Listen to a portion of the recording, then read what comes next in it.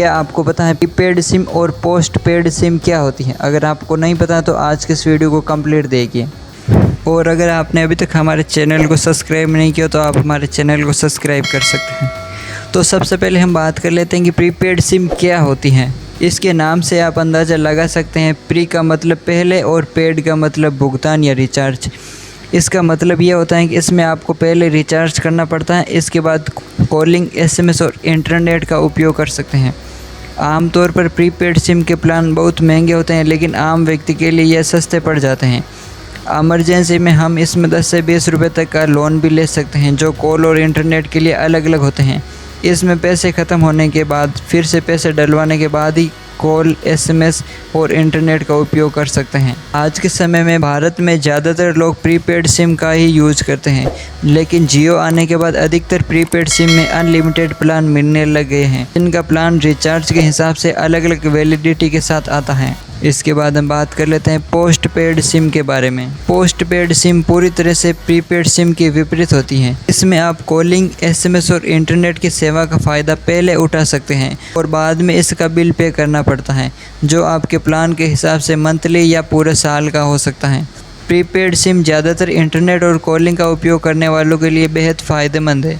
इसका उपयोग ज़्यादातर बिजनेसमैन या कंपनियों में बड़े पैमाने पर काम करने के लिए किया जाता है। इसमें रिचार्ज ख़त्म होने की प्रॉब्लम नहीं होती है, क्योंकि इसमें मंथली या ईयरली आपके प्लान के हिसाब से बिल का भुगतान करना पड़ता है। इसमें भी आप अपने समय समय पर बिल पे नहीं करते हैं तो आपको वार्निंग मिलेगी। फिर भी जब आप पे नहीं करते हैं तब आपके सिम कार्ड को डीएक्टिवेट कर दिया जाता है। तो आपको इसमें time to time bill payment कर देना है, ताकि आपका इसमें एक रिकॉर्ड अच्छा बन जाए। तो इसके बाद हम बात कर लेते हैं पोस्ट पेड और प्रीपेड सिम में क्या अंतर होता है और आपको इसमें से कौन सी सिम खरीदनी चाहिए।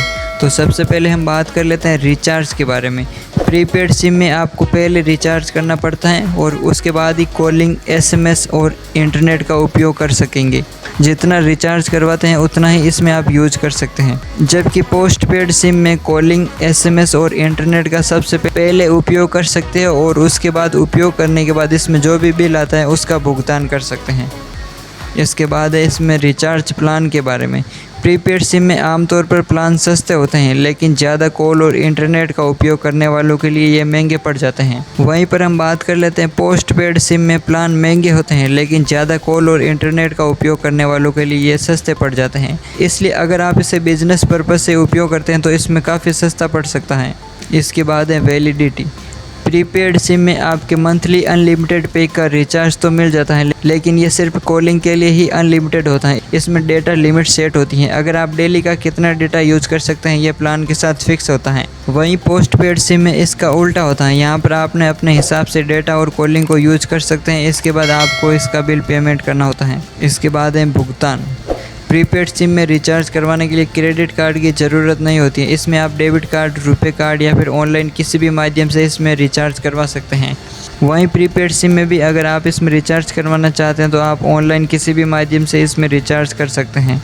इसके बाद है लोन के बारे में। प्रीपेड सिम में इमरजेंसी होने पर आप कॉलिंग या इंटरनेट डेटा के लिए लोन ले सकते हैं, जबकि पोस्ट पेड सिम में लोन लेने की ज़रूरत नहीं पड़ती, क्योंकि इसमें मंथली या ईयरली बिल का भुगतान करना पड़ता है। तो इसके बाद हम बात कर लेते हैं कि इसमें आपको कौन सा सिम लेना चाहिए। प्रीपेड सिम में अगर आप ज़्यादा कॉल, एसएमएस और इंटरनेट का उपयोग करते हैं तो ये आपके लिए फ़ायदेमंद है।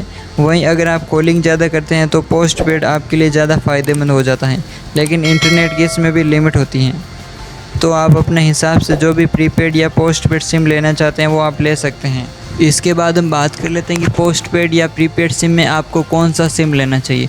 अगर आप अपने पर्सनल उपयोग के लिए लेना चाहते हैं, जिसमें आप कॉलिंग, मैसेज और इंटरनेट का उपयोग कम ही करते हैं, तो आप प्रीपेड सिम को ले सकते हैं, क्योंकि इसमें भी आपको रिचार्ज के अलग अलग पैक मिलने लग गए हैं, जो आपकी काफ़ी समस्याओं को कम कर देंगे। लेकिन आप अपने बिजनेस के लिए या ऑफिस के लिए सिम लेना चाहते हैं और वहाँ पर कॉलिंग और एसएमएस की ज़रूरत ज़्यादा पड़ती है, तो पोस्ट पेड सिम आपके लिए सही रहेगा। लेकिन ध्यान देने योग्य ये बात है कि इसमें भी आपको डाटा लिमिटेड ही मिलता है। तो प्रीपेड पेमेंट क्या होता है? प्रीपेड पेमेंट का मतलब ये होता है कि पहले पे करना, अर्थात पहले भुगतान करना। जैसे पहले भुगतान करना और बाद में उस भुगतान की हुई सेवा का लाभ लेना।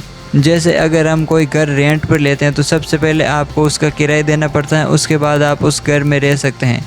इस प्रकार से आप समझ गए होंगे कि प्रीपेड और पोस्ट पेड सिम में क्या अंतर होता है। मुझे उम्मीद है कि आज का वीडियो आपके लिए कुछ इन्फॉर्मेशन रहा होगा। अगर आपने अभी तक हमारे चैनल को सब्सक्राइब नहीं किया है तो आप हमारे चैनल को सब्सक्राइब कर सकते हैं। मिलते हैं जल्दी नेक्स्ट वीडियो में, तब तक के लिए जय हिंद।